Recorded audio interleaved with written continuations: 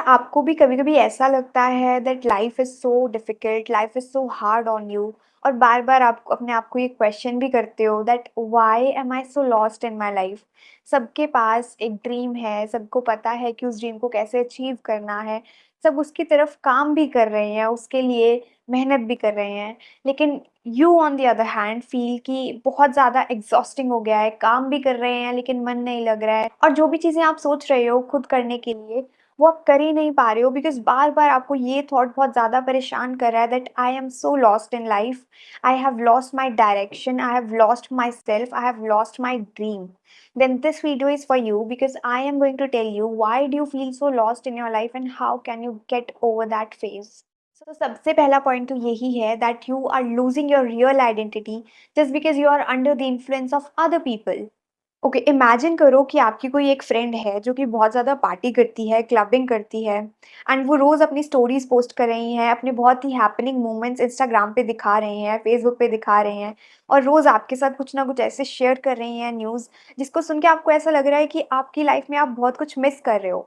But in truth वो आपकी identity ही नहीं है, आपको वो सब चीज़ें पसंद भी नहीं है बट जस्ट बिकॉज़ वो इंसान आपको आके वो सब बातें बता रही हैं, तो आपको लग रहा है कि मेरी लाइफ में तो ये सब है ही नहीं और ये सब मैं मिस कर रही हूँ। लेकिन जो आपको अच्छा लगता है आप उस पे तो फ़ोकस ही नहीं कर रहे हो। Maybe you are that person who likes to go for movies और maybe just sit in a cafe, go for coffee dates with your friends and just read a book in your home. ये सब चीज़ें आपके शौक हो सकते हैं।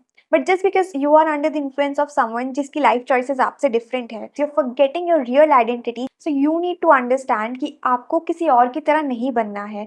आपको अपनी आइडेंटिटी पे वर्क करना है, अपनी चॉइसेस पे वर्क करना है, अपने शौक पे काम करना है। अगर आपको कोई चीज़ अच्छी लगती है करनी, तो आपको वो चीज़ एन्जॉय करनी है। So you need to get this into your mind that you need to understand first what is your true identity, what are your likes, what are your dislikes, and then you need to work on those things, not just be under the influence of someone else and be afraid of losing out on things that you don't even appreciate in your life. Second point is that your mind is overloaded. Constant notifications, endless scrolling, continuous comparison, and overthinking. Continuously आप एक mental marathon में दौड़ते जा रहे हो and you don't even know when to stop, where to stop, and this is why आपका माइंड इतना ज़्यादा ओवरवर्क्ड, इतना ज़्यादा ओवरलोडेड हो गया है कि चीज़ों को प्रोसेस करना, इमोशंस को प्रोसेस करना, इन्फॉर्मेशन को प्रोसेस करना आपके लिए बहुत ज़्यादा डिफिकल्ट हो गया है एंड बिकॉज ऑफ दिस आपको बार बार ऐसा फील होता है that you not able to bring peace to your life and this is why you feel so lost in your life. Now imagine you just take a bag और आप उसमें अपना सामान भरते ही जा रहे हो, भरते ही जा रहे हो and now the bag is completely full, उसमें और जगह ही नहीं है सामान भरने की, बट देन अगेन आप उसको भरते ही जा रहे हो, उसमें सामान ठूसते ही जा रहे हो, ठूसते ही जा रहे हो. There will eventually come a point जब the bag will break apart or it will just tear off because it cannot obviously hold any more than what you have already filled it with. Same goes with your mind as well. आपने अपने mind में इतना सब कुछ भर दिया है और आप भरते ही जा रहे हो, वो पाइल अप होती जा रही है इन्फॉर्मेशन और इमोशंस. दिस इज वाई कुछ और इन्फॉर्मेशन समझ पाना, कुछ और इमोशन को प्रोसेस कर पाना आपके लिए बहुत ज़्यादा डिफिकल्ट हो जाता है. You need to give yourself that time. आपको अपने साथ बैठ कर अपने आप में चीज़ें सॉर्ट करनी होती हैं. You have to do things for your self जो आपको अच्छी लगती हैं. यू नीड टू अंडरस्टैंड कि आपको अपने माइंड को रिलैक्स करना पड़ेगा, उसको वो टाइम देना पड़ेगा ताकि वो रेस्ट कर सके. वो सारी इन्फॉर्मेशन और वो सारे इमोशंस जो अब आपके लिए नीडेड नहीं है, you have to release that. You have to understand कि अगर आपको कुछ और लाइफ में एड ऑन करना है तो कुछ तो आपको लाइफ से निकालना भी पड़ेगा to obviously create that space for yourself where you're not too overworked and overburdened with everything. Third point is you live below your potential. Okay? आप काम करते रहोगे तो चीज़ें अपने आप नेचुरली आपको समझ आने लगेंगी, उसी के साथ आपको अपनी पोटेंशियल भी रियलाइज होगी. जब आप कोई चीज़ गलत करोगे तो समझ आएगा कि स्टेप 2 पे मेरे को ये लेसन मिला है, ये नहीं करना है, एंड देन स्टेप 3 के लिए आपको कोई और लेसन मिलेगा. आपकी potential will not go wasted क्योंकि आप काम करते रहोगे और आप अपनी पोटेंशियल को every day with every step increase करते रहोगे and that is how you will live up to your full potential. Fourth point is you ignore healing. अब ये पॉइंट सुनकर बहुत लोगों को ऐसा लगता है कि ये तो कोई स्पिरिचुअल काम है, इसके लिए तो एक बहुत अलग माइंडसेट होना चाहिए.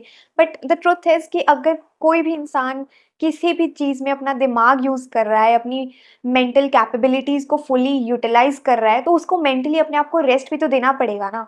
And mental healing is as important as physical healing. जब आपको कहीं चोट लगती है, when you wounded somewhere in your body, then आप उसको टाइम देते हो, वो एकदम से हील नहीं होता। आप उसके लिए मेडिकेशन लेते हो, आप उस पे बाम लगाते हो, कुछ कुछ चीज़ें अप्लाई करते हो, you do all those things ताकि वो चीज़ हील हो जाए और आप बेटर हो सको।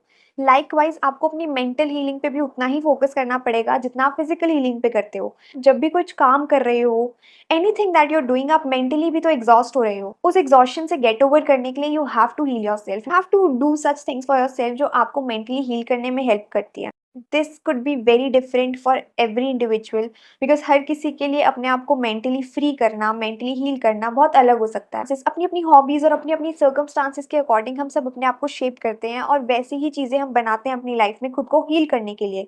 For example, may be I could read something good, I could listen to music, I could go out for a walk and do something that I like, anything जिससे मुझे ऐसा लगता है कि yes, my mind is now able to give rest to itself और मैं अपने आप को mentally heal कर पा रही हूँ। So आपके लिए ये बहुत अलग हो सकता है, बहुत different हो सकता है। You have to choose what it takes for you to heal yourself mentally. Fifth point is that you always chase instant clarity. एकदम से किसी भी चीज़ पे क्लैरिटी मिलना बहुत मुश्किल होता है। जब तक आप उस चीज़ को करोगे नहीं, you might as well fail into it, you might as well make continuous repeated mistakes in it, and later on you will realise कि कहाँ पे कौन सी चीज़ आपको बेटर करनी है, कौन सी चीज़ आपको सही करनी है, and that will give you the clarity. Your mistakes, your failures will give you lessons, those lessons in turn they will give you clarity, and वो कंटिन्यूसली काम करने पर ही आपको मिलेगा। यू कैन नॉट से कि स्टेप 1 पे पहुंच के आपको स्टेप 10 बिल्कुल क्लियर हो जाए, बिकॉज वो नहीं होने वाला।